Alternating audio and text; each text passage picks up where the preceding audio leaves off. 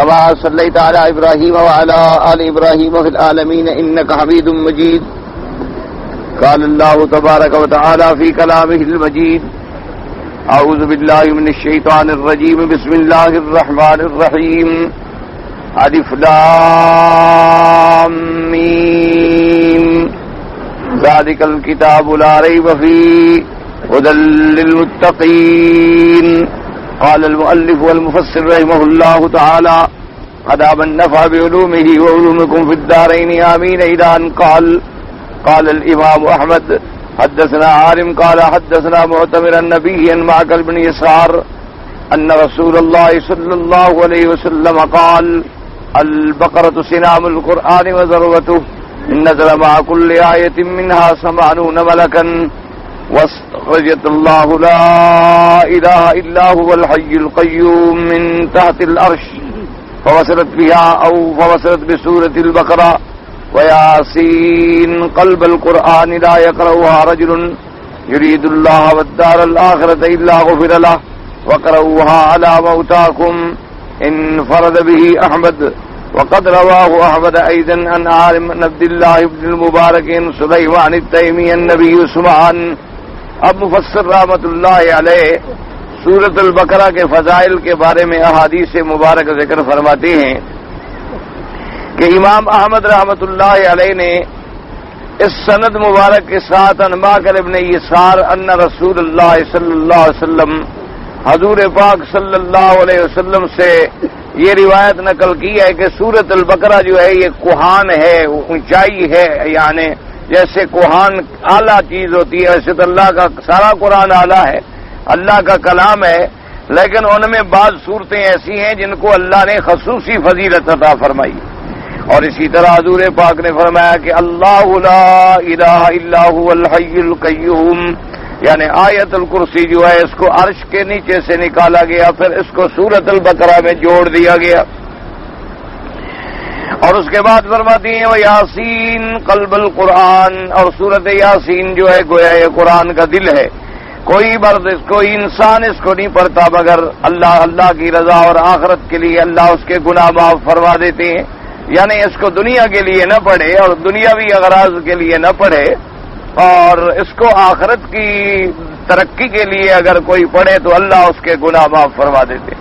ویسے علماء نے لکھا ہے، یاد رکھو کہ قرآن مقدس کا جتنی صورتیں ہیں، مثلا سورۃ الواقعہ کی فضیلت ہے کہ جو پڑھے گا اللہ اس کو فاقہ دور کر دیں گے، اس کے رزق میں برکت عطا فرمائیں گے.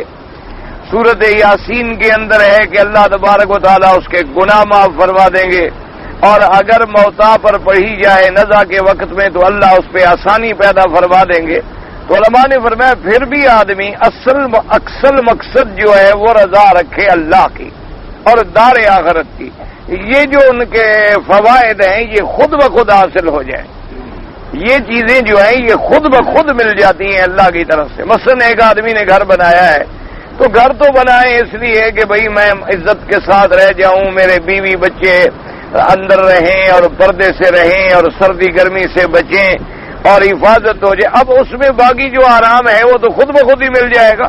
تو اس لیے جب قرآن پاک کی صورتیں پڑھی جائیں تو اصل مقصد اللہ کی رضا ہو، اصل مقصد آخرت کے درجات ہوں، باقی جو دنیا کے فائدے ہیں وہ تو خود بخود حاصل ہو جاتے ہیں. اور اس کے بعد فرماتے ہیں وقت روا احمد الآخری نبی معقل قال رسول اقرؤوا علی موتاکم یعنی یاسین. وقد تبینا بهذا الاسناد معرفة المبهم في الروایت الاولى یعنی ان معقل ابن یسار، اور وہاں تھا ان رسول اللہ صلی اللہ علیہ وسلم. اس سند میں ہے ان معقل ابن یسار ان ابیہ، ان معقل ابن یسار ان ابیہ ان معقل قال قال علی رسول اللہ صلی اللہ علیہ وسلم. آپ نے فرمایا کہ موتا پر پڑھنے کا یہ معنی نہیں ہوتا کہ مرنے کے بعد پڑھا جائے، یعنی جو لوگ قریب الموت ہوں، جن کی موت کا وقت قریب ہو، جسے ہم کہتے ہیں جی سکرات لگ رہی ہے، نزع کا عالم شروع ہو گیا ہے، اس وقت پڑھنے کا حکم ہے سورۃ یاسین. اور اس کے بعد فرماتے ہیں وقت اخرجات الحدیث الحدیث صفت الروایت الثانی ابو داؤد والنسائی وابن ماجہ وقد روى الترمذی من حدیث حکیم جبیر وفیہ ضعف النبی صلی النبی ہریرہ رضی اللہ تعالی عنہ قال قال رسول اللہ لكل شيء سنام وان سنام القرآن سورۃ البقرہ. حضور پاک نے فرمایا ہر چیز کی ایک کوہان ہوتی ہے، یعنی ایک بلندی ہوتی ہے، ایک اونچائی ہوتی ہے. قرآن پاک کی گویا کوہان جو ہے، اونچائی جو ہے سورۃ البقرہ ہے. وہ فرمایا فیہا آیۃ سید القرآن آیۃ الکرسی. آپ نے فرمایا اس سورۃ البقرہ میں اللہ نے ایک ایسی آیت مبارک رکھی ہے جو تمام آیات کی سردار ہے. اور فرمایا کہ وہ آیت کون سی ہے؟ فرمایا آیت الکرسی. وفي مسند احمد وصحيح مسلم والترمذي والنسائي من حديث سهيل بن ابي صالح النبي هريرة رضي الله تعالى عنه ان رسول الله صلى الله عليه وسلم قال لا تجعلوا بيوتكم قبورا فإن البيت الذي تقرأ فيه سورة البقرة لا يدخله الشيطان. وقال الترمذي حسن صحيح. اس حدیث سے مبارک میں آیا کہ حضرت ابی ہریرہ رضی اللہ تعالیٰ عنہ فرماتی ہیں کہ اپنے گھروں کو قبریں نہ بنایا کرو، اپنے گھروں کو قبریں نہ بناؤ. یعنی جیسے قبروں کے جانے کے بعد پھر تکلیف ختم ہو گئی، عبادات ختم ہو گئی، ہر چیز ختم ہو گئی، تو اپنے گھروں کے اندر اللہ کا قرآن پڑھا کرو. فرمایا جس گھر میں سورۃ البقرہ پڑھی جاتی ہے اس گھر میں شیطان داخل نہیں ہوتا. وقال الترمذی، امام ترمذی رحمۃ اللہ علیہ فرماتے ہیں حسنت کے بارے میں کہ حسن صحیح. وقال ابو عبید القاسم بن سلام قال حدثني ابن ابي مريم عن ابن لهيعة بن يزيد بن ابي حبيب بن سنان بن سعد بن مالك رضي الله تعالى عنه قال رسول الله من الشيطان يخرج من البيت اذا سمع سورة البقرة تقرأ فيه. اس حدیث میں آتا ہے کہ حضرت انس بن مالک رضی اللہ تعالی عنہ فرماتی ہیں کہ حضور پاک صلی اللہ علیہ وسلم نے ارشاد فرمایا کہ جس گھر کے اندر سورۃ البقرہ پڑھی جائے شیطان اس گھر سے بھاگ جاتا ہے. سنان ابن سعد ويقال بالعكس وثقه ابن معین نے فرمایا ثقہ ہے. واستنکر حدیثه احمد ابن حنبل وغیرہ رحمت اللہ علیہم اجمعین. امام احمد ابن حنبل رحمت اللہ علیہ نے البتہ انکار کیا ہے اس پر، لیکن یہ قاعدہ ہے محدثین کے نزدیک کہ ایک راوی ہے تو وہ تمام ائمہ جرح و تعدیل کے نزدیک ضعیف ہے، تو اس پر تو ختم ہو گئی بات. لیکن ایک راوی ایسا ہے کہ بعض محدثین نے اس کی توثیق کی ہے کہ وہ ثقہ ہے، لیکن بعض نے اس کا انکار بھی کیا ہے، تو اس کی حدیث قبول ہو جاتی ہے. اس لیے کہ بھئی متفق علیہ اس کی تضعیف نہیں ہے، تو اس لیے فرماتی ہے کہ یحییٰ ابن معین نے تو اس کی توثیق کی ہے. البتہ امام احمد بن حنبل رحمۃ اللہ علیہ نے استنکار کیا ہے اس کی حدیثوں پر. سنان ابن سعد، اور اس کو بالعکس بھی پڑھا گیا سعد ابن سنان، یہ بھی اختلاف ہے یعنی اس کے نام کے اندر. وقال ابو عبیدہ بن محمد بن شعبہ بن سلمہ بن قعینہ بن لاوس بن عبد الله بن مسعود رضی اللہ تعالی عنہ قال ان الشیطان یفر من البیت. یہ سورۃ البقرہ. اس حدیث میں حضرت عبداللہ بن مسعود رضی اللہ تعالی عنہ فرماتی ہیں کہ جس گھر میں سورۃ البقرہ پڑھی جائے شیطان وہاں سے بھاگ جاتا ہے. ورواه النسائی في اليوم والليلة واخرجه الحاكم في مستدركه من حديث شعبہ. ثم قال الحاكم صحيح الاسناد ولم يخرجاه.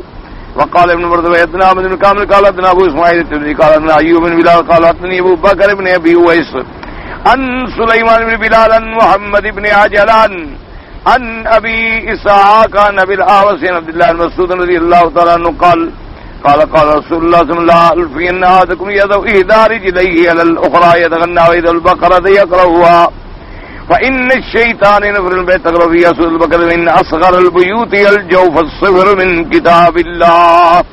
اس حدیث سے مبارک میں آتا ہے حضرت عبداللہ ابن مسعود رضی اللہ تعالی عنہ روایت فرماتی ہے کہ حضور پاک نے فرمایا کہ میں نہ پاؤں تم لوگوں کو ایسی حالت میں کہ آدمی اپنی ٹانگ پہ ٹانگ رکھے بے پرواہ ہو کے بیٹھا رہے اور سورۃ البقرہ کی تلاوت نہ کرے. آپ نے فرمایا خبردار سورۃ البقرہ کی تلاوت کیا کرو چونکہ شیطان اس گھر سے دور بھاگتا ہے جس گھر کے اندر یہ سورۃ البقرہ پڑھی جاتی ہے. اور فرمایا سب سے چھوٹا گھر حقیر گھر جو ہے وہ ہوتا ہے جس میں اللہ کا قرآن اور سورۃ البقرہ نہ پڑھی جائے. یعنی گھر بے اعتبار بلڈنگ کے بڑا نہیں ہوتا، گھر تو بے اعتبار اللہ کی رحمت کے بڑا ہوتا ہے جس گھر میں اللہ کے فرشتے اترتے ہوں، اللہ کے ملائکہ آتے ہوں.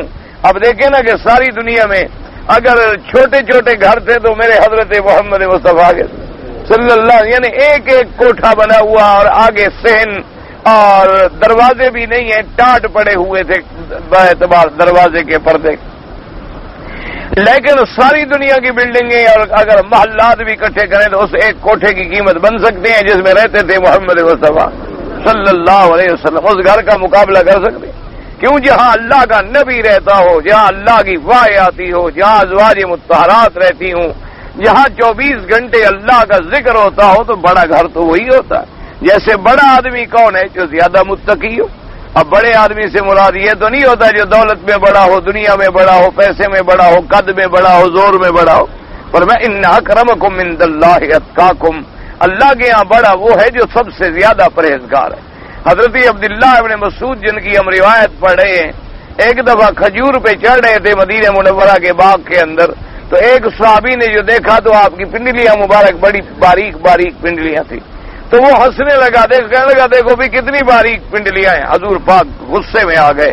آپ نے فرمایا تمہیں پتا ہے کہ اگر قیامت والے دن ساری دنیا کو ایک طرف رکھا جائے تو عبداللہ بن مسعود کی پنڈلیوں کا بار بھاری ہو جائے.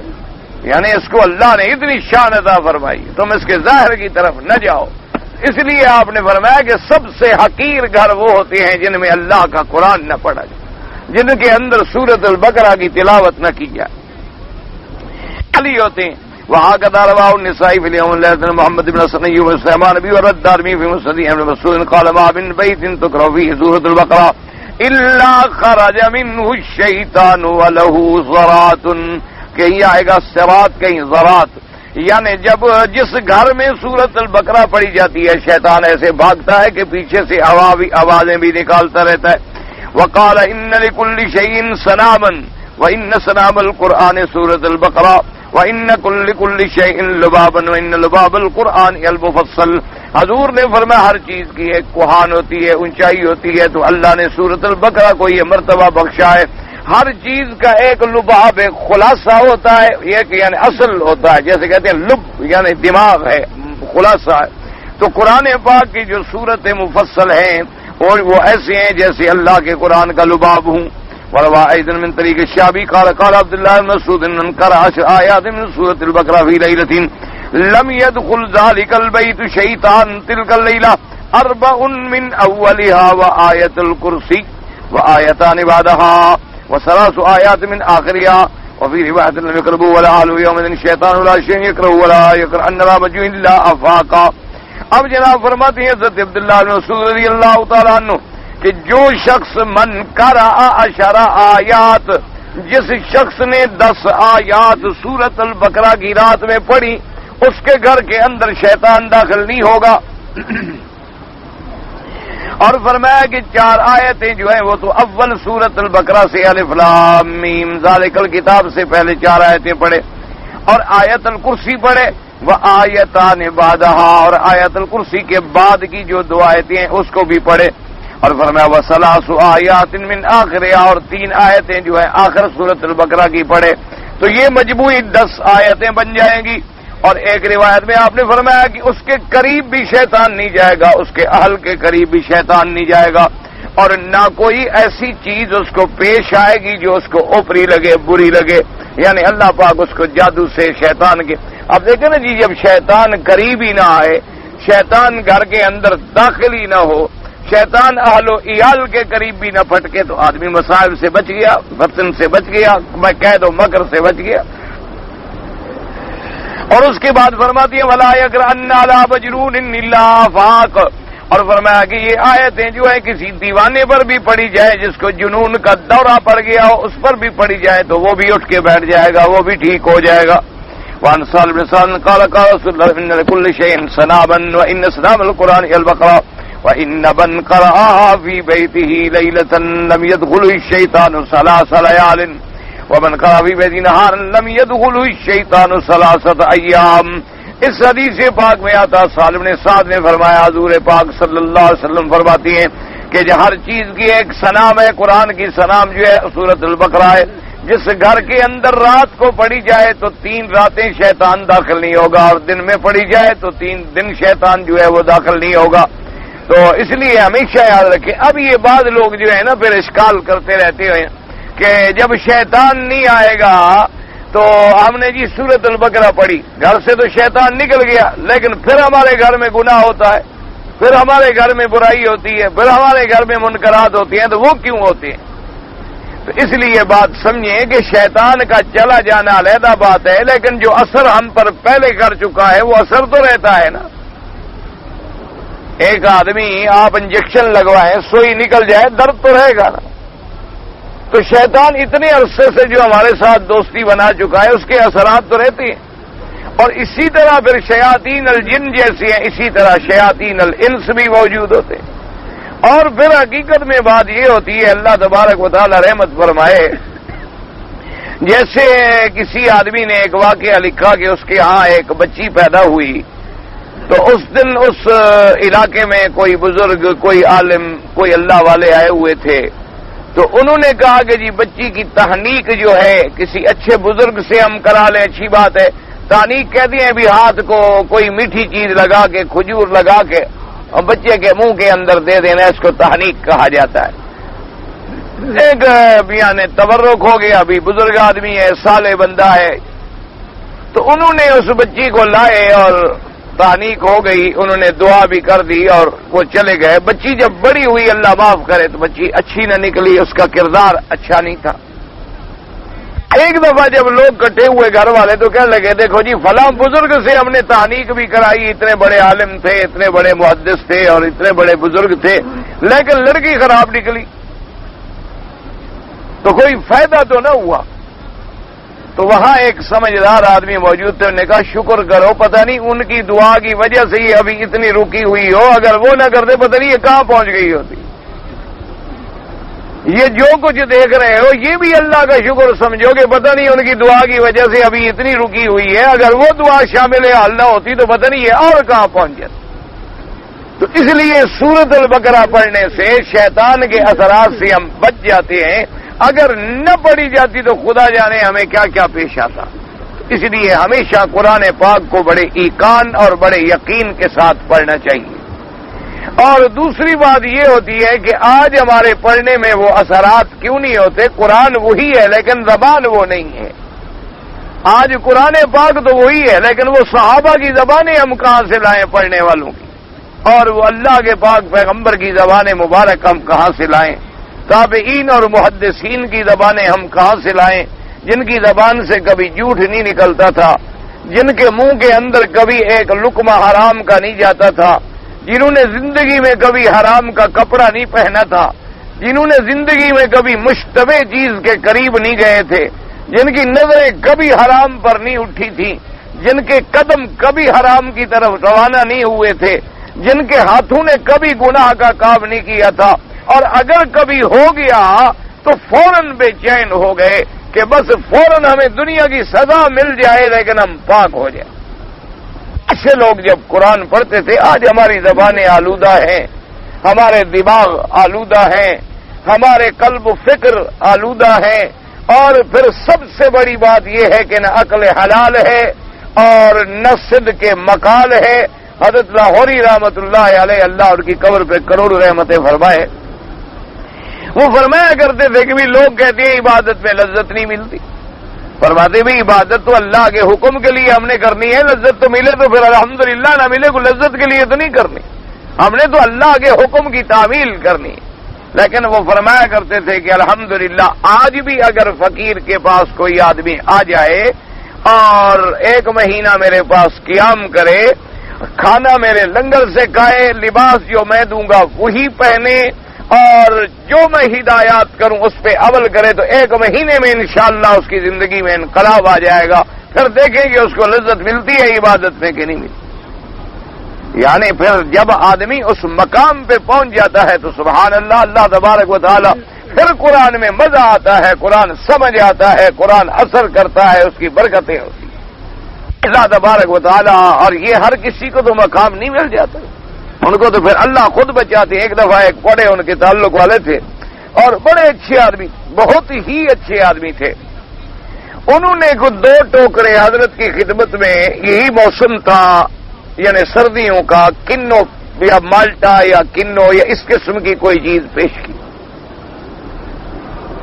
اور حضرت جانتے تھے کہ یہ بڑا اچھا آدمی ہے، اور آپ نے ہدیہ قبول فرما لیا، تو دوسرے دن اس نے حجت سے محبت سے پوچھا کہ حضرت آپ کو وہ ہمارے کنوں پسند آئے؟ میں چن کے لے آیا تھا بڑے اچھے باغ سے، اور بڑے خالص میرے اپنے باغ کے ہیں اور بڑے اچھے میٹھے، تو آپ کو پسند ہے؟ فرمایا میں نے نہیں کھائے، میں نے وہ طلبہ کو بھیج دیے تھے، انشاءاللہ اچھے ہوں گے۔ تو اس کو بڑا احساس ہوا کہ بھی ایسا تو کبھی نہیں ہوا کہ حضرت نے نہ کھائے ہوں، میں جب بھی کوئی چیز لے آتا ہوں اور حضرت کو پیش کرتا ہوں آپ لے لیتے ہیں، تو آج آپ نے طلباء کو بھجوا دی، اس کا مطلب ہے خود تو نہیں قبول فرمایا اپنے استعمال کے لیے۔ تو وہ بیچارہ آدمی بڑا سمجھدار تھا، اس کو شبہ پڑا، وہ آیا گھر اپنے مزدوروں سے ملازموں سے پوچھا کہ تم لوگوں نے کوئی حرکت تو نہیں کی؟ انہوں نے کہا جی اور تو حرکت نہیں کی، ایک دو دفعہ مہینے میں پانی نہیں تھا تو ہم نے ساتھ والے کا پانی چوری کاٹ کے لگا لیا تھا باغ کو، اس کی اجازت کے بغیر ہم رات کو اس کے واٹر کورس کو کاٹ کے پانی لگا دیتے تھے، اپنا باغ میں پانی پلا لیا، صبح کو اس کے واٹر کو چالو کر دیا، اس کو پتہ ہی نہیں چلا کہ رات کو کسی نے کاٹا ہے، آدھا جانے دیا آدھا کاٹ لیا، ایسی باتیں۔ تو انہوں نے کہا کہ ہاں پھر معلوم یہ ہوتا ہے، اس لیے شاید اللہ نے انہیں محفوظ رکھا کہ ان کے پیٹ میں کوئی مشتبہ چیز جو ہے وہ داخل نہ ہو۔ تو یہ اللہ پھر جب راضی ہو جاتی ہیں تو پھر اپنے بندوں کو خود بچا لیتے ہیں۔ اللہ تبارک و تعالی جب راضی ہو جاتی ہے تو کوئی غلط چیز قریب ہی نہیں آتی۔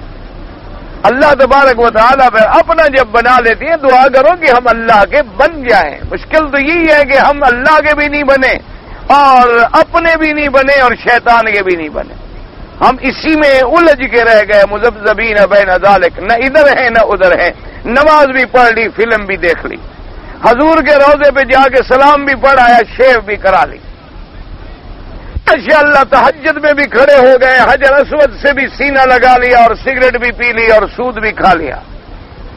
اس لیے ہم تو درمیان میں اٹکے بٹکے ہوئے لوگ ہیں، نہ تیتے رہے نہ بٹے رہے، نہ یعنی ہمارے یہاں کوئی عجیب ہے، ادھر قرآن شریف کی تلاوت بھی ہو رہی ہے اور گانا بھی سن رہا، مرضی آئی تو جناب ریڈیو کھول دیا اور قاری عبد الباسط کی تلاوت سن رہا ہے، سبحان اللہ، اور جھوم رہا ہے، اور تھوڑی دیر گزری تو ریکارڈ لگا لیا، گانے پہ بھی جھوم رہا ہے، ماشاءاللہ جی گانے کو بڑا مزہ ہے، مسلمان ہے۔ اب اس مسلمان کا کیا کرے آدمی، آپ بتلائیں؟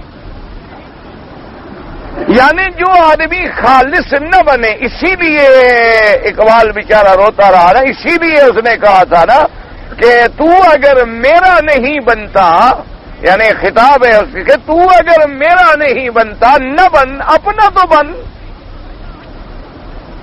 بھئی، تو کم از کم اگر اللہ کا نہیں بنتا اپنا تو بن جا۔ اسی لیے اس نے کہا تھا پانی پانی کر گئی مجھ کو کلندر کی یہ بات، تو جھکا جب غیر کے آگے نہ تن تیرا نہ من، جب تو اللہ کے سوا کسی غیر کے آگے جھک گیا ہے تب تو ختم برباد ہو گیا، نہ تیرا تن ہے نہ تیرا من۔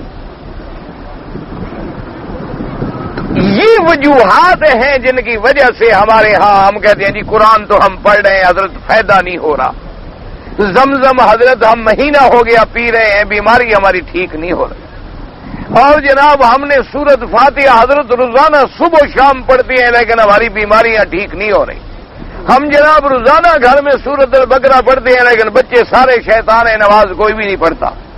اصل وجہ کیا ہے؟ وجہ یہ ہوتی ہے کہ قرآن کے جو برکات و ثمرات ہیں وہ مرتب نہیں ہوتے۔ اب دیکھیں نا جی، اگر یہ برتن صاف نہ ہو، اس میں اگر آپ دودھ ڈالیں تو کیا ہو جائے گا؟ دودھ پھٹ جائے گا۔ تو اب دودھ کا قصور تو نہیں ہے، قصور تو اس برتن کا ہے جس میں ہم نے دودھ ڈالا ہے۔ اگر آپ نے جناب اس میں اللہ معاف فرمائے ایک خالص برتن میں خالص دودھ ہے، ایک قطرہ آپ نے حرام کا ملا دیا تو کیا ہو جائے گا؟ حرام ہو جائے گا۔ آپ اتنے بڑے خالص دودھ میں ایک قطرہ خون کا ڈال دیں، اس کا ذائقہ بدل جائے گا، اس کا رنگ بدل جائے گا، اس کا لطف۔ اب دودھ کا کیا قصور ہے؟ دودھ تو دودھ ہوتا ہے۔ آپ دیکھیں اگر آپ کا معدہ خراب ہے، آپ کو اللہ سے اللہ غذا دیں، آپ اور زیادہ بیمار ہو جائیں گے۔ اور جب ڈاکٹر کے پاس جائیں وہ کہے گا بھی آج آپ نے صبح ناشتہ کیا کیا؟ آپ کہیں گے جی بہترین پراٹھے ماشاءاللہ خالص دودھ میں تل کے بنائے گا. برباد تو اسی لیے ہو گئے ہو, تمہارا میدا پہلے خراب ہے اور تم دودھ والے اور گھی والے پراٹھے کھا رہے ہو. پہلے میدا تو ٹھیک کرو گے, اس کو ہضم کرے. جب ہمارا دل ٹھیک نہ ہو, دماغ ٹھیک نہ ہو, قلب و نظر ٹھیک نہ ہو, قرآن کیسے اثر کرے؟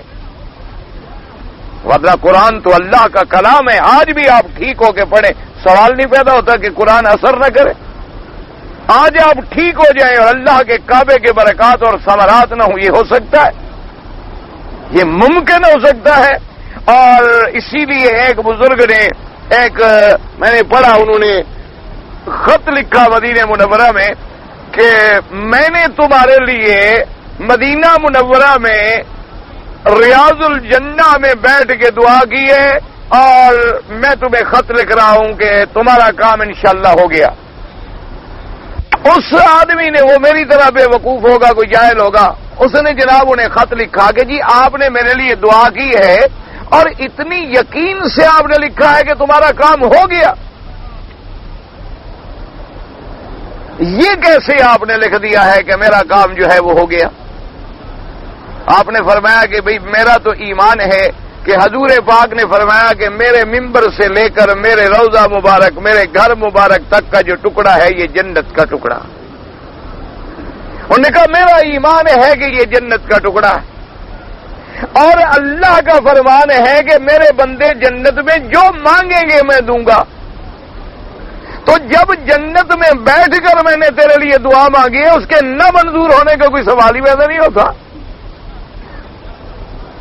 اللہ نے جنت میں دینے کا وعدہ کیا ہے کہ جب جنت میں آ جاؤ گے وَلَكُمْ فِيهَا مَا تَشْتَهِي أَنفُسُكُمْ, جو تمہارا جی چاہے گا, وَلَكُمْ فِيهَا مَا تَدَّعُونَ, جو تم مانگو گے تمہیں ملے گا. تو میں نے بھی تو تمہارے لیے جنت میں بیٹھ کے مانگا ہے. تو اس کے بعد بھی اگر تیرا کام نہ ہو, پھر اس کا مطلب ہے کہ میرا ایمان نہ حضور کی حدیث پر ہے نہ اللہ کے قرآن پر. کہ اللہ کا قرآن فرماتا ہے, اللہ کا وعدہ ہے کہ جو جنت میں آئے اور جو مانگے گا وہ ملے گا. اور نبی پاک کا فرمان ہے کہ یہ جنت ہے اور یہ جنت کا ٹکڑا ہے. ما بین بیتی و روضتی بیتی و منبری روضۃ من ریاض الجنہ او کما قال رسول اللہ صلی اللہ علیہ وسلم. آپ نے فرمایا کہ میرے گھر سے میرے ممبر تک کا جو ٹکڑا ہے وہ جنت کا ٹکڑا. اچھا, بعض علماء نے فرمایا کہ ایک مثال ہے, جیسے آپ نے فرمایا اذا مررتم من ریاض الجنۃ فارتعوا, کہ جب تم جنت کے باغوں سے گزرا کرو تو تم کچھ چر لیا کرو. صحابہ نے پوچھا وما ریاض الجنت یا رسول اللہ, وہ جنت کے باغ کیا ہوتے ہیں؟ آپ نے فرمایا حلق الذکر, وہ ذکر قرآن کے حلقے جو ہیں یہ جنت کے باغ ہیں. تو جب قرآن کے حلقوں سے گزرا کرو تو کچھ سنا کرو, کچھ سمجھا کرو, کچھ پڑھ لیا کرو. تو انہوں نے کہا کہ جیسے اللہ کے نبی نے ان کو کہا ہے کہ یہ جنت کے باغ ہیں, ان کو بھی ایسے بطور مثال فرمایا ہے. لیکن جمہور کی رائے یہ ہے کہ وہ حقیقتاً اللہ تبارک و تعالی نے جنت کا ٹکڑا رکھا ہے, اور اللہ کے آگے کیا بعید ہے. وما ذلک علی اللہ بعزیز. اگر اللہ تبارک و تعالی حجر اسود بھیج سکتے ہیں, اگر اللہ تبارک و تعالی جنت سے آدم و حوا کو اتار سکتے ہیں, اگر اللہ تبارک و تعالی جنت میں انہیں ان چیزوں کے نام بھی بتلا سکتے ہیں جو ابھی دنیا میں آئے بھی نہیں تھی. ابھی تو آدم علیہ السلام دنیا میں بھی نہیں اترے تھے. علم آدم الاسماء کلھا, اللہ نے وہی ان کو تمام اسماء کی تعلیم عطا فرما دی اور وہ چیزیں بتلا دی کہ یہ پیالہ ہے, یہ مٹکا ہے, یہ گھڑا ہے, یہ کتاب ہے, یہ رحل ہے, یہ اینک ہے, یہ فلاں چیزیں ہیں. ابھی تو وہ دنیا میں بھی نہیں آئے, تو اس اللہ کے آگے کوئی بعید بات تو نہیں ہے. تو اس لیے ہمیشہ یاد رکھیں کہ جب آدمی اس ایقان سے, اس یقین سے اور رزق حلال سے, یعنی آپ خود تجربہ کر لیں, کسی پیر کے پاس جانے کی بھی ضرورت نہیں ہے اور کسی بزرگ کے پاس جانے کی بھی ضرورت نہیں ہے. آپ خود ایک فیصلہ کر لیں کہ توبہ کر لیں گناہوں سے, اور پورے 40 دن کے لیے فیصلہ کر لیں کہ میں کوئی حرام, کوئی مشتبہ, کوئی مشکوک چیز جو ہے اپنے اندر نہیں جانے دوں گا حلال کے بغیر, اور میں اپنے بدن پہ کوئی ایسا کپڑا نہیں آنے دوں گا جو بالکل یقیناً حلال سے نہ بنایا گیا ہو, اپنے خالص رزق سے. آدمی کے پاس زمین ہے، اس کی آمدنی ہے، ذرا اس کو خاص کر لے، نگاہ کر لے اس وقت، تو رزق حلال ہے، مزدوری ہے، رزق حلال ہے، تنخواہ آپ لیتے ہیں، محنت کرتے ہیں، صحیح ڈیوٹی دے رہے ہیں، رزق حلال ہے۔ اور اس کے بعد فیصلہ کر لے کہ میں نے یہ 40 دن جھوٹ نہیں بولنا، گناہ نہیں کرنا، اپنی نظر کو بھی بچانا ہے، زبان کو بھی بچانا ہے گناہوں سے۔ 40 دن کے بعد پھر دیکھو کہ تیری زبان میں کیسے وہ مقناطیسی اثر پیدا ہوتا ہے اور تیری عبادت میں کیسے وہ لذت پیدا ہوتی ہے۔ پھر تو زبان سے بات نکلنے کی دیر ہوتی ہے، جو بات نکلتی ہے اثر رکھتی ہے، پر نہیں طاقت پرواز مگر رکھتی ہے۔ لیکن شرط یہ ہے کہ وہ بات بھی تو بنے نا۔ اس لیے اللہ تبارک و تعالی سے دعا کریں، من نہ کردم شما حضر بکنید، ہم خود تو بھی بڑے نالائق ہیں، نہ کر سکے، لیکن آپ لوگوں کو دعوت تو دے رہے ہیں بھلائی۔ اس لیے حکم ہوتا ہے کہ یہ نہ دیکھا کرو کہ کون کہہ رہا ہے، یہ دیکھا کرو کہ کیا کہہ رہا ہے۔ اس لیے اگر تم یہ دیکھو گے کہ کہنے والا کون ہے تو پھر تو میرے جیسا بدکار نظر آئے گا، پھر آپ کو کیا اثر ہوگا؟ آپ تو یہ دیکھیں کہ اگر وہ بات کام کی کہہ رہا ہے، چاہے دیوار پہ لکھی ہو نصیحت،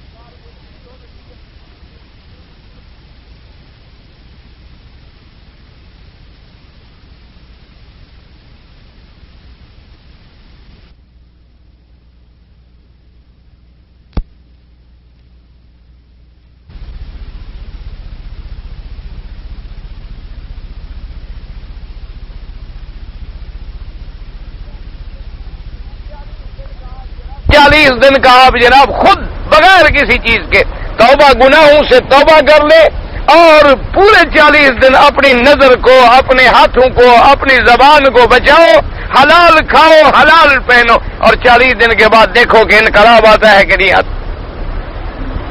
یہی وجہ نہیں تھی، آپ نے دیکھا نہیں ہے کہ آ رہے ہیں صبح کو تو جادوگر ہیں، اور موسیٰ علیہ السلام کا کلمہ پڑھا تو ایمان کے اس مرتبے پہ پہنچ گئے کہ اب فرعون کے مقابلے پہ کھڑے۔ کتنی دیر گزری، فرعون کہتا ہے کہ خبردار، میں تمہارے ہاتھ کاٹ ڈالوں گا، پاؤں کاٹ ڈالوں گا، تمہیں سلیوں پہ لٹکا دوں گا۔ وہ کہتے ہیں جو مرضی ہے کرو، فقط بما انت قاض، جو کرنا چاہتے ہو کر لو۔ کیا کرو گے؟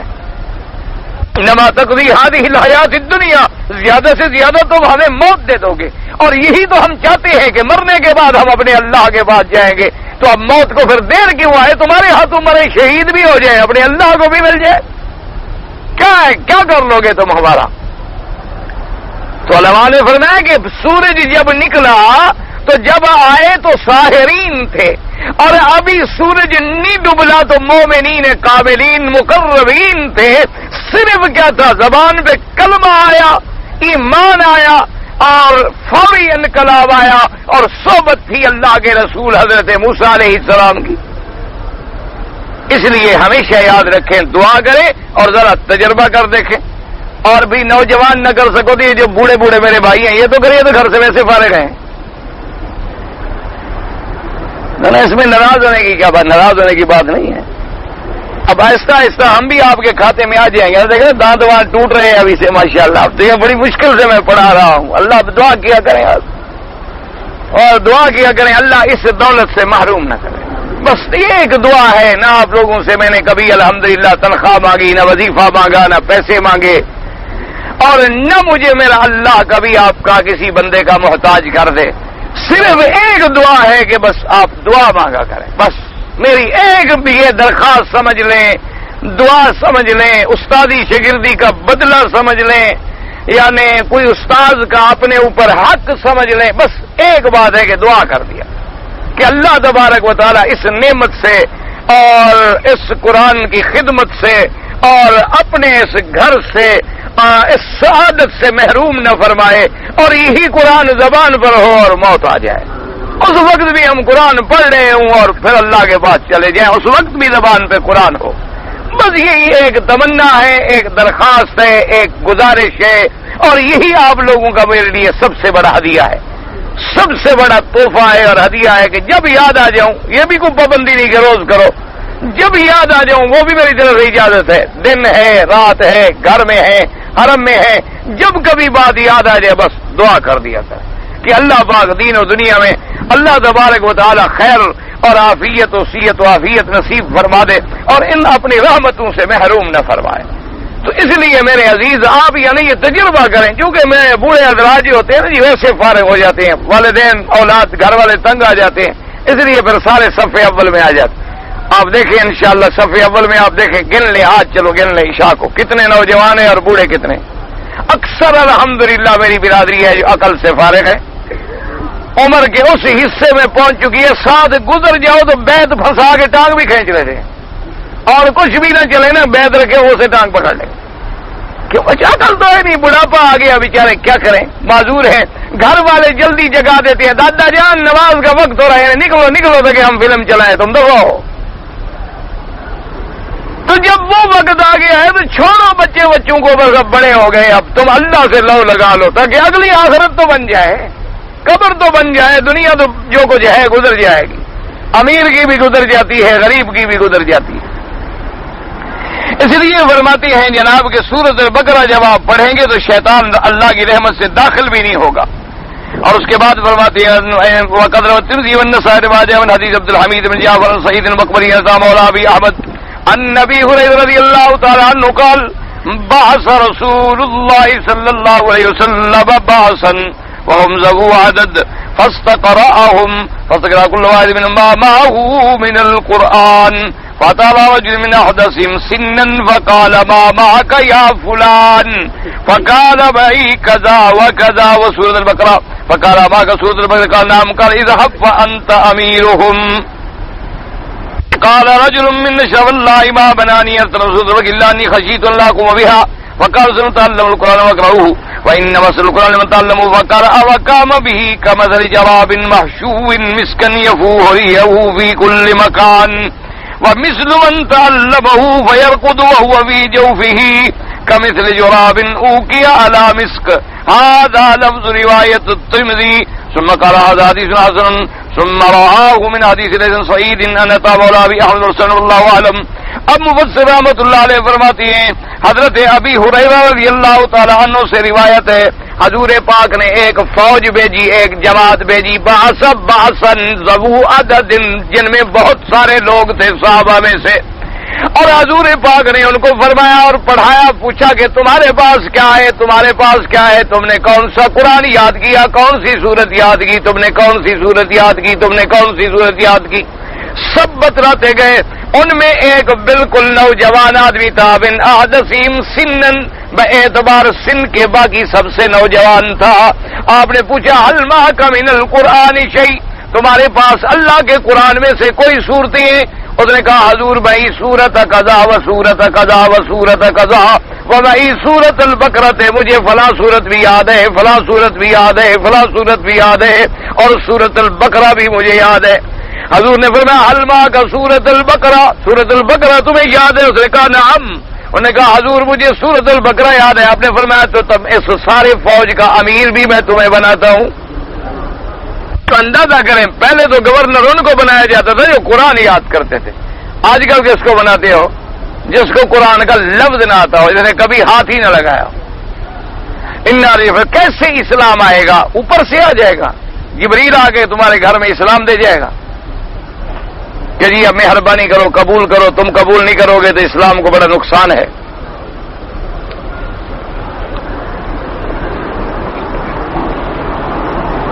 حضرت امیر المومنین سیدنا عمر بن الخطاب رضی اللہ تعالی عنہ، آپ نے اپنے تمام لوگوں کو اور تمام گورنرز کو ایک یعنی جو بحیثیت ایک خلیفہ کے سب سے پہلی یادداشت لکھی۔ انہوں نے کہا کہ جب تم نے کوئی آدمی ملازم رکھنا ہو سب سے پہلے اس کے نماز کا پتہ کرو کہ نماز کیسے پڑھتا ہے۔ یعنی آپ یقین فرمائیں میں اللہ کے کعبے میں دعوے سے کہتا ہوں کہ آج اگر آپ صرف حضرت عمر کے اسی قول پہ عمل کر لیں تو ساری بگڑی بن جائے۔ حضرت عمر رضی اللہ تعالی عنہ نے فرمایا کہ اس کی نماز دیکھو کہ وہ نماز کیسے پڑھتا ہے۔ اگر وہ اللہ کی نماز صحیح معنوں میں ادا کرتا ہے تو وہ بندوں کے حقوق کا بھی خیال کرے گا، اور جو اللہ کے حق ادا نہیں کرتا وہ بندوں کے حق کہاں سے ادا کرے گا؟ آج ہم یہ تو دیکھتے ہیں کہ جناب اس نے پی ایچ ڈی کیا ہوا ہے، یہ بھی دیکھتے ہیں کہ وہ ڈبل ایم میں ہے، یہ بھی ہم دیکھتے ہیں جی اس نے پی سی ایس میں امتحان دیا ہے، سی ایس پی میں امتحان دیا ہے، اس نے جناب فلاں کیا، یہ نہیں دیکھتے کہ وہ نماز پڑھتا ہے، قرآن پڑھتا ہے، صحیح معنوں میں مسلمان بھی ہے۔ یہی وہ بنیادی چیز ہے جو ہماری تباہی کا باعث ہے۔ ہمارے یہاں جتنے عہدے ہیں، یعنی ایک چپراسی سے لے کر چیف سیکرٹری تک آپ چلے جائیں، ہر امتحان میں ہر چیز ہے، لیکن یہ نہیں پوچھا جاتا کہ نماز ہے۔ اور دوسری چیز جو علماء نے فرمایا کہ جب کسی کو ملازم رکھو تو دو چیزیں دیکھو جو یوسف علیہ السلام نے کہی تھی کہ اجعلنی علی خزائن الارض انی حفیظ علیم، کہ تم مجھے اپنے خزانے میں رکھ لو، میں حفاظت کرنے والا بھی ہوں اور میں سمجھنے والا بھی ہوں، یعنی مجھے علم بھی ہے۔ انہوں نے کہا جس کام کے لیے آپ بندہ رکھ رہے ہیں وہ اس کام کے جاننے والا بھی ہو، امانت والا بھی ہو۔ اب اس کی امانت کو ہم کیسے دیکھیں؟ 2 دن 4 دن 5 دن صرف اس کی نماز دیکھ لیں کہ بھئی وہ پابندی سے نماز پڑھتا ہے، اور نماز پڑھتا ہے تو کیا سر سے اتار رہا ہے یا صحیح معنوں میں نماز پڑھ رہا ہے؟ حضور پاک صلی اللہ علیہ وسلم نے فرمایا کہ بھی اس کو امیر بنا دو، اس لیے کہ اس کو سورۃ البقرہ یاد ہے۔ قال رجل من شرافهم، اس جماعت کا جو بڑا سردار تھا ان میں سے ایک آدمی نے، ایک بڑے قبیلے میں کے سرداروں میں سے ایک آدمی نے کہا کہ واللہ ما منعنی ان اتعلم سورۃ البقرہ الا انی خشیت ان لا اقوم بها۔ اس نے کہا خدا کی قسم ہے حضور، مجھے سورۃ البقرہ یاد کرنے سے کسی چیز نے نہیں روکا، لیکن میں نے اس ڈر سے سورۃ البقرہ کو یاد نہیں کیا کہ یاد کروں اور اس پہ عمل نہ کروں تو پھر یاد کرنے کا کیا فائدہ ہے؟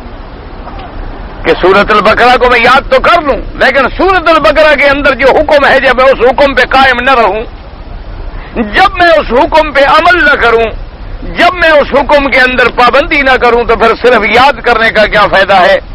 حضور پاک نے فرمایا تعلم القرآن، قرآن پڑھو، وقرؤہ، پڑھایا بھی کرو، پڑھا بھی کرو۔ قرآن ایسی ہے جو اس کو پڑھے بھی اور پڑھائے بھی، جیسے مسئلہ جراب معشوع مسکن، کہ جیسے ایک جراب کہتے ہیں مشکیزہ ہو، اور مشکیزہ جو ہے وہ مسک عطر کا بھرا ہوا ہو اور کھلا ہوا ہو، اور اس کی خوشبوئیں جو ہیں جا رہی ہیں اور ساری دنیا مستفید ہو رہی ہے۔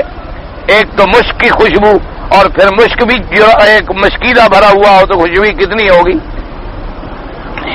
اور اس کے بعد فرمایا وَمِثْلُ مَنْ تَعَلَّمَهُ، اور اس کی مثال ایسی ہے کہ جس نے قرآن تو پڑھا اور قرآن کو یاد بھی کیا، فَيَرْقُدَ، پھر وہ سو گیا، یعنی آگے نہیں پڑھا رہا، بس خود پڑھا، اپنی ذات تک محفوظ رکھا۔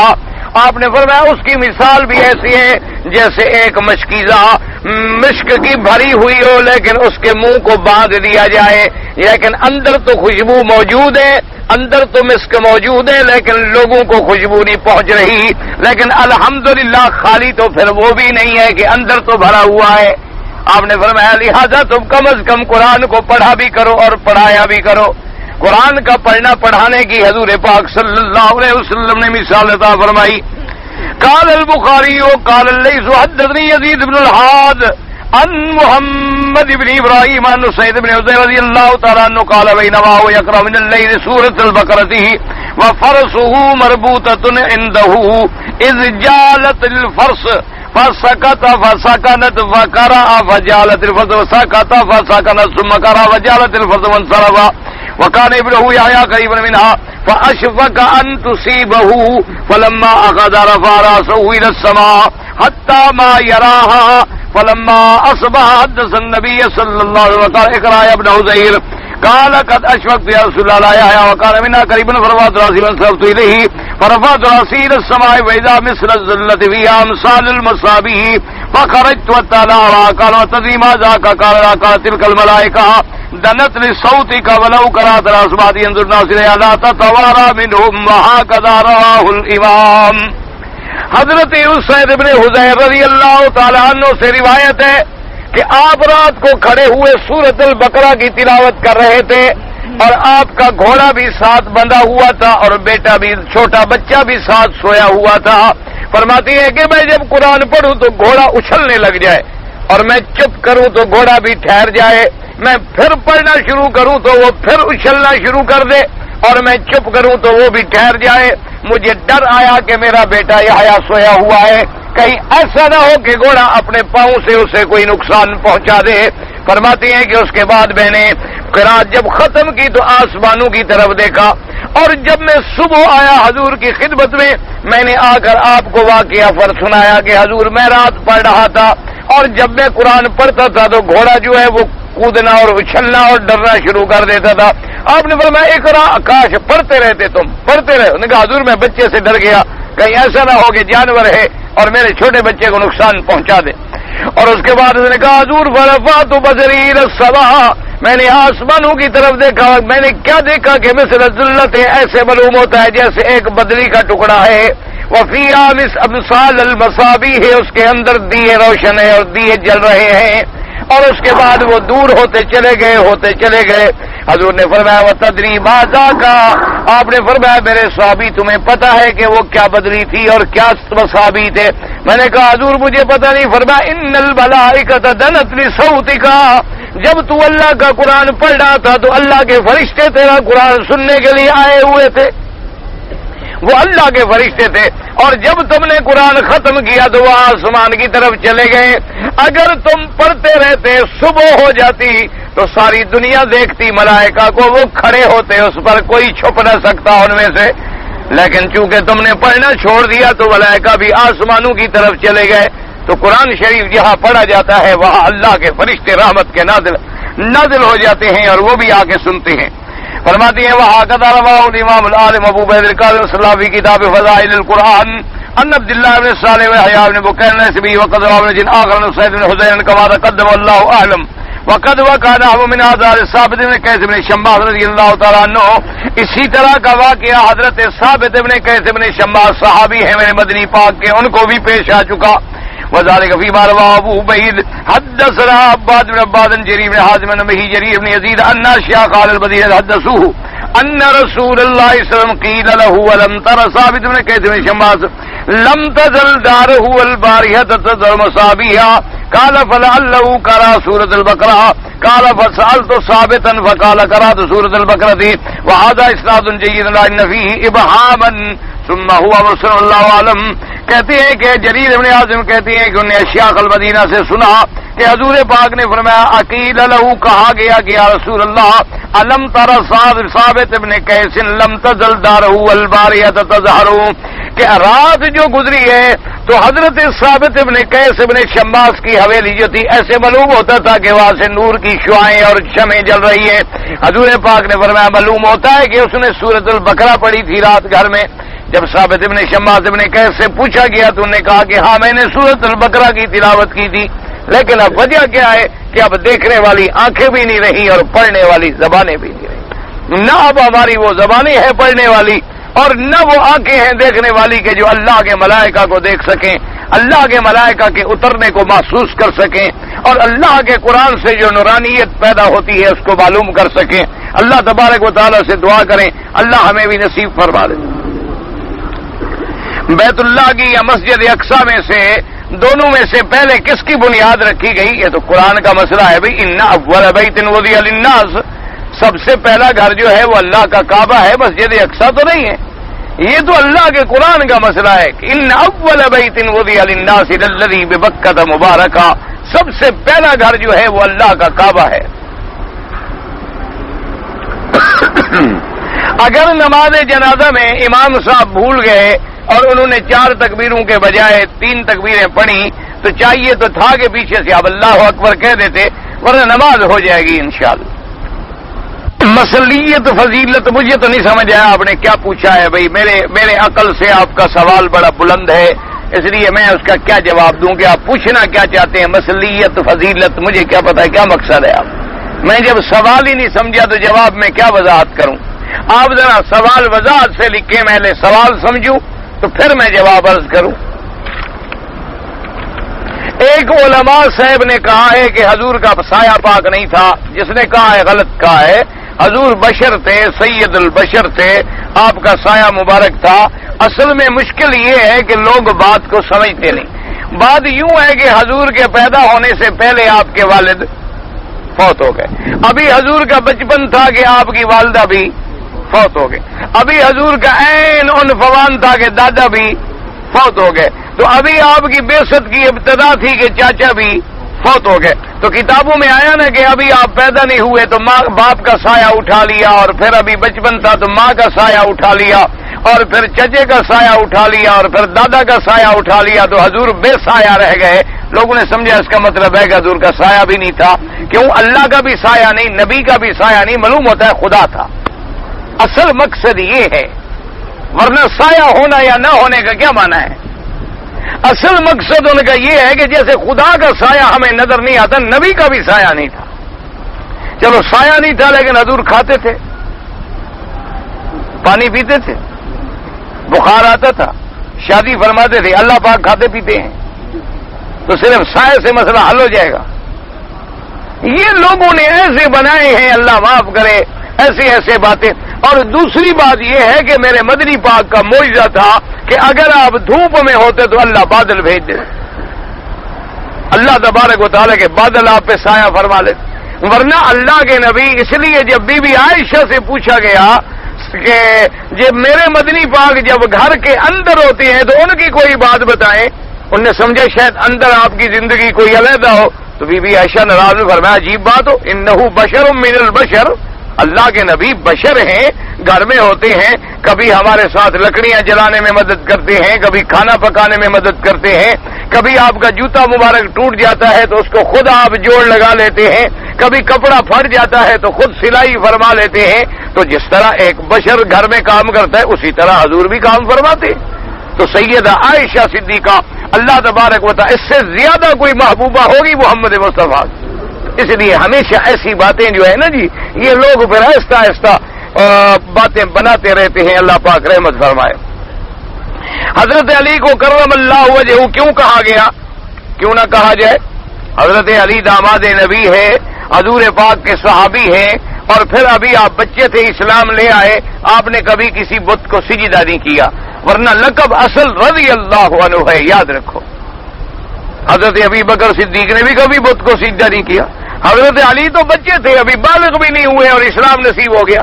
کمال تو ابھی بکر کا ہے جو بالغ بھی ہو چکے، شباب بھی آ چکا، لیکن بت کے آگے کبھی نہیں چکے۔ کہتے ہیں ایک دفعہ باپ مجھے جبر کر کے لے گیا کہ میرے خدا کی عبادت کرو، تو میں نے کہا اچھا ابا جان آپ جائیں، میں اکیلے میں عبادت کرتا ہوں۔ تو باپ جب چلے گئے تو کہتے ہیں میں نے بت سے کہا کہ مجھے پیاس لگی ہے یار، کوئی پانی شانی تو پلاؤ۔ تو اب بت کہاں سے پانی پلائے؟ بت پانی پلاتے ہیں؟ تو کہتے ہیں میں نے کہا اچھا پانی وانی نہ ہوگی، تم نے کھانا شانا چھپا کے رکھا ہو، نظر نیاز والا مال تو بہت ہوتا ہے نا مجاوروں کے پاس، وہ تمہارے پاس پڑا، وہ کھلاؤ، وہ بھی بات نہ سنے میں کہ پتھر لے آئے۔ میں نے کہا اچھا تم کھانا بھی نہیں کھلاتے، پانی بھی نہیں پلا، اپنے آپ کو تو بچاؤ۔ ہمارا پتھر ٹکڑے ٹکڑے کر دیا۔ تو اس لیے بہرحال یہ ساری ایک بات۔ اچھا جی، دعا سے، حضور کی دعا سے سورج واپس ہو گیا تھا، کہیں نہیں واپس ہو گیا، کہیں بھی وہ دعا نہیں۔ حضور کی تو نمازیں قضا ہو گئی خندق میں، اگر سورج واپس ہو جاتا تو نماز قضا ہو جاتی۔ یہ تو لوگوں نے بنا لی، حضور نے سورج واپس کر دیا، حضرت علی نے بھی سورج واپس کر دیا۔ اللہ پاک رحمت کرے بس۔ عرش الہی کی کیا کیفیت ہے اللہ جانتے، کوئی بھی نہیں۔ 10,000 میناریں میں نے گنے ہی نہیں، دیکھا بھی نہیں۔ اتنا آتا ہے کہ وسیع کرسیہ السماوات والارض، کہ اللہ نے قرآن میں جو کرسی کا ذکر فرمایا ہے کہ 7 زمینیں اور 7 آسمان بچھا دو تو کرسی کے سامنے ایسے ہوں گے جیسے جنگل میں اتنا سا کڑا پڑا ہو، اور فرمایا پھر کرسی عرش کے مقابلے پہ اتنی چھوٹی چیز ہے کہ جیسے جنگل میں ایک کڑا پڑا ہو۔ اب اس کی کیفیت کیا ہے اللہ جانتے ہیں، اللہ تبارک و تعالی ہی جانتے ہیں۔ اور ہمارا عرش پر بھی ایمان ہے، کرسی پر بھی ایمان ہے، اور اللہ کی ذات پر بھی ایمان ہے کہ الرحمن علی العرش استوى، جیسے اس کی شان کو زیبا ہے۔ خطبہ نکاح کے وقت 2 آدمی لڑکی کے پاس جا کر پوچھتے ہیں کہ آپ کو فلاں لڑکے کا بیٹا قبول ہے یا نہ، پھر جا کر لڑکے سے پوچھتے ہیں 2 آدمی مجھے لڑکی کے والد کے میرے کی طرف سے آپ کی اجازت ہے، پتہ نہیں۔ بہرحال 2 گواہوں کے سامنے اگر لڑکا اقرار کرے اور لڑکی اقرار کرے نکاح ہو گیا۔ 2 گواہ چاہیے، لیکن 2 گواہ بھی وہ ہوں جو عادل ہوں، جو 2 گواہ صحیح مسلمان ہوں، فاسق فاجر نہ ہوں، شرابی نشائی بھنگائی ونگائی نہ ہوں. نکاحوں کے لیے نکاح کے گواہوں کے لیے شرط ہے کہ وہ نکاح عدل والے ہوں، وہ نکاح صحیح معنوں میں گواہ مسلمان ہوں اور خطبہ ہو، اعلان ہو باقاعدہ. اب دو گواہوں کے سامنے والد نے ولی بنا دیا، والد ولی ہے، اس نے وکیل بنا دیا، ٹھیک ہے کوئی بات نہیں، نکاح ہو جاتا ہے، لیکن گواہ بھی ہو، خطبہ بھی ہو، اعلان بھی ہو، کیونکہ تاکہ چوری میں اور نکاح میں کوئی فرق تو ہو نا. یہ تو نہیں ہے جیسے ہمارے زمیندار وڈیرے نکاح کرتے ہیں نا، وہاں بھی بڑے نکاح ہوتے ہیں. ہاں ہمارے تو قبیلوں کی باتیں ہیں نا بابا. ہمارے یہاں وڈیرے بڑا نکاح کرتے ہیں، جس کی لڑکی خوبصورت دیکھی اپنے دو نوکر بلایا، کہا بھی میں اس سے نکاح کر رہا ہوں، تمہیں قبول ہے؟ اس کو پتہ ہے قبول نہ کرو گولی مار دے گا. ہم نے کہا قبول ہے، ہم نے کہا تم گواہ ہو. بابا حلال ہو گئی نا، حرام تو نہ ہوا. یہ نہیں ہوتا. اللہ تو جان رہے ہیں نا، اللہ تو جانتے ہیں نا کہ تم نکاح کر رہے ہو یا چلاکی اور بہانے کر رہے ہو. خدا کے آگے تو نہیں چھپ سکتے ہو نا. خدا تو جانتے ہیں کہ جب لڑکی پہ ظلم ہو رہا ہے، اس کا ولی موجود نہیں، اس کے باپ موجود نہیں، اس کی ماں موجود نہیں، ان کی اجازت نہیں، ان کی رضا نہیں، کچھ نہیں ہے، اور پھر اس کا کوئی اعلان نہیں، کوئی چیز نہیں ہے، تو محض اپنے دل کو تسلی دینے کا ایک ذریعہ ہے. ایسے نہیں، نکاح میں اعلان ہونا چاہیے اور اولیاء کی باقاعدہ منظوری سے نکاح ہونا چاہیے، ولی شامل ہوں. آپ صاحبان سے محمد حنیف ولد محمد دین کا عرض ہے، کیا عرض ہے یہ پتہ نہیں، تو بعد میں حضرت اب آپ نے اس میں نہیں لکھا تو اب مولانا کیوں؟ تو اس میں لکھتے کہ میرا یہ عرض ہے. اچھا جی، سورۃ البقرہ درمیانی آیا، ٹھیک ہے آپ نے ٹھیک لکھا ہے. سورۃ البقرہ الف لام میم سے کہاں تک؟ پہلی 4 آیتیں بس. ایک آدمی مذہب نہیں مانتا، سنت کا بھی احترام نہیں کرتا، دعا کرو اللہ ہدایت دے. ایک ہے احترام نہ کرنا، آدمی کافر نہیں ہوتا. ایک ہے انکار کرنا یا سنت کا مذاق اڑانا، وہ پھر آدمی کافر ہو جاتا ہے. یعنی ایک آدمی ہے بیچارہ داڑھی نہیں رکھ رہا لیکن کہتا ہے میں گناہ گار ہوں، میری غلطی ہے. اب گناہ تو ہے لیکن ابھی وہ کفر کی حدوں میں نہیں جائے گا. ایک آدمی داڑھی کے ساتھ مذاق بنے کہ یار داڑھی رکھی ہوئی ہے، جھاڑی ہے کیا، داڑیاں بنا رکھی ہیں، داڑھیوں میں اسلام چھپا ہوا ہے، یہ کافر ہو جاتا ہے کہ اس نے سنت رسول اللہ کا انکار بھی کیا اور اس پر مذاق بھی اڑایا. اگر ایک آدمی اپنے رشتے دار کے لیے عمرہ کرے، کوئی ضروری نہیں ہے، لیکن والدین ہیں یا وصیت کسی نے کی ہے ٹھیک ہے، ورنہ بہتر یہ ہوتا ہے اپنے لیے عمرہ کر لے اور ان کے لیے دعا کر دیں. حضرت تھانوی نے بقرہ کا ترجمہ بیل کیا ہے، تو اکثر تفسیروں میں گائے ہے، تو کیا ہے ترجمہ ٹھیک ہے؟ کوئی ایسی بات نہیں، مقصد ہے کہ مذکر مؤنث کی بات ہے نا، تو اردو میں لفظ لکھ دیا ہوگا، یا اس زمانے میں اردو قدیم میں یہ لفظ دونوں کے لیے استعمال ہوتا ہوگا، جیسے انعام، جیسے مواشی، جیسے بگرا اب گائے مطلقاً گائے کہہ دیتے ہم، بگر. تو اس لیے کوئی ایسی بات نہیں ہے، یہ کوئی ایسی غلطی نہیں ہے کہ جس پر آدمی غلطی کی بنیاد رکھے. آپ پہلے لفظ بقرہ کی تحقیق کریں، پھر اردو کے اندر بیل کے لفظ کی تحقیق کریں، پھر جا کر کسی عالم پہ اعتراض کریں. اگر کسی نے قتل کرنے کے لیے کوئی آئے تو وہ یہ تو بڑی مشہور حدیث ہے، ترمذی شریف میں موجود ہے. حضور نے فرمایا من قتل دون عرضه ودون ماله فهو شهید. جو آدمی اپنی عزت کو بچاتے بچاتے مر گیا یا اپنے مال کو بچاتے بچاتے مر گیا وہ شہید ہے. یہ تو ترمذی شریف کے اندر موجود ہے حدیث.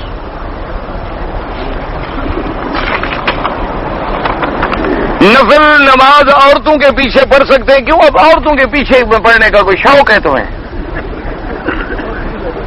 خدا کا خوف کرو بابا، مہربانی رکھو، عورتوں کو آگے نہ کرو. جتنا آگے ہو گئی ہیں اب بھی نہیں جینے دیتی، اگر اور نماز میں بھی آگے ہو گئی تو خدا جانے کیا تباہی لائیں گی. دیکھو یاد رکھو، اگر یہ دین ہوتا تو سب سے آگے کھڑی ہوتی بی بی عائشہ اور سیدہ فاطمہ الزہرا. اگر ان کو حق نہیں ہے تو آج کس کو حق ہے آگے کھڑے ہو؟ کوئی نفل شفل نہیں ہوتی عورت کے پیچھے.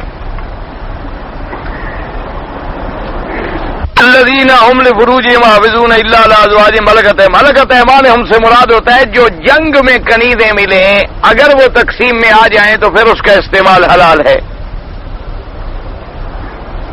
عمرہ کرنے سے حج فرض ہو جاتا ہے. جب تم مکے میں آ گئے تو تم نے آنے کی طاقت اپنے اوپر ثابت کر لی. حج فرض ہوتا ہے اس پر جس کو آنے جانے کی طاقت ہو، تو گویا تم نے اپنے اوپر حج تو خود فرض کر لیا نا۔ اس لیے اگر قانونی مجبوری ہے تو چلے جاؤ، پھر جب اللہ اجازت دے تو آ جاؤ۔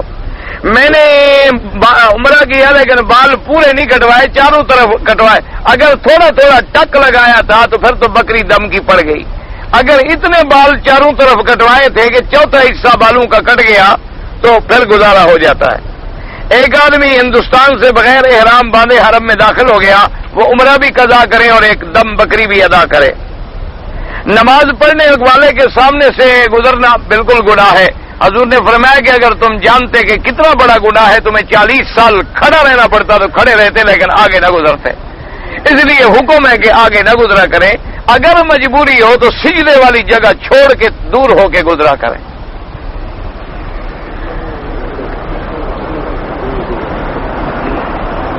اگر شادی میں ناچ گانا ہو، عورتیں مرد ملے ہوئے ہوں، تو ایسی شادیوں میں جانا بالکل حرام ہے۔ ان میں نہ آپ جائیں نہ اپنے بیوی بچوں کو بھیجیں۔ ایسی شادیوں میں شرکت کرنا جو ہے بالکل گناہ ہے۔ یا ان کو مجبور کریں کہ ہم شادی میں آئیں گے لیکن وہاں اسلام کے خلاف کوئی بات نہیں ہونی چاہیے۔ اگر وہ نہ مانے آپ نہ جائیں۔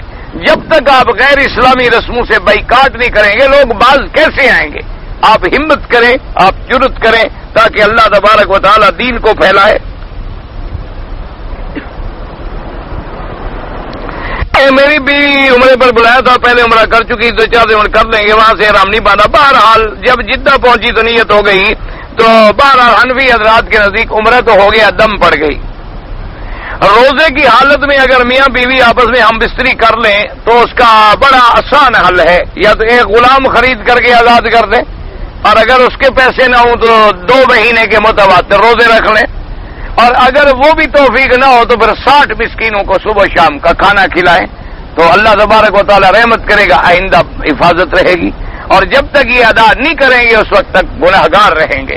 وہ فوراً کفارہ بھی ادا کریں، استغفار بھی کریں، اور آئندہ کے لیے احتیاط بھی کریں۔ اللہ نے رات حلال کر دی ہے تو رات بھی تو موجود ہے، اس لیے اگر کوئی جوان ہوں یا میاں بیوی نوجوان ہے، روزے کے دن ہے، تو ذرا دور رہا کریں، کیونکہ انسان قریب ہوگا تو خطرہ واقع ہو سکتا ہے، اور اس کے لیے بڑا کفارہ ہے۔ تو آسان ترین آخری حل لیکن یہ ہے کہ جو 2 مہینے کے روزے رکھنے کی طاقت نہ رکھتا ہو وہ کھانا کھلائے، یعنی کہ کھانا کھلا دو اور جان چھڑواؤ، یوں نہیں ہوتا۔ یعنی پہلے غلام آزاد کر، اگر اس کی طاقت نہیں تو